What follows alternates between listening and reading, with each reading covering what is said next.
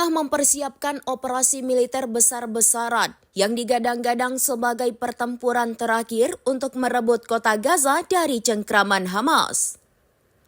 Operasi yang dinamai Gideon's Chariots II ini mengarahkan puluhan ribu pasukan cadangan dalam keadaan darurat, sebuah sinyal bahwa tidak ada jalan mundur. Perdana Menteri Benjamin Netanyahu menyebut kota Gaza sebagai benteng terakhir Hamas dan kini mereka siap meratakannya. Menteri Pertahanan Israel Yoav Katz bahkan mengeluarkan ancaman mengerikan membuka gerbang neraka. Operasi ini akan menargetkan kawasan padat penduduk yang selama ini menjadi sarang pertahanan Hamas.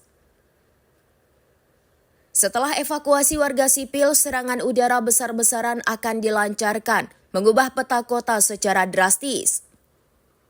Namun Hamas tidak tinggal diam.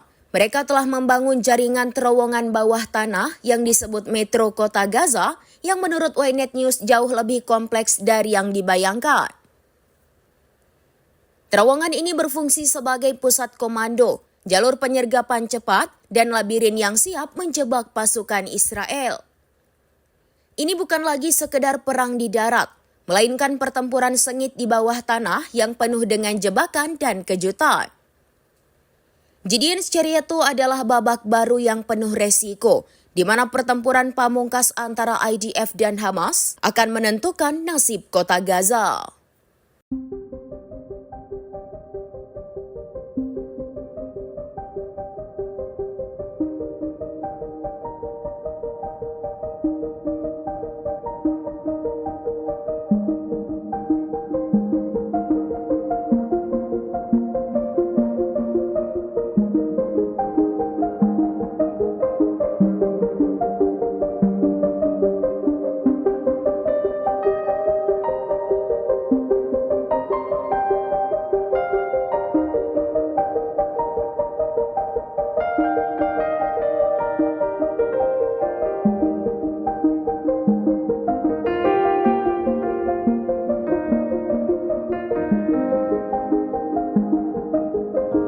Download Tribun X sekarang, menghadirkan lokal menjadi Indonesia.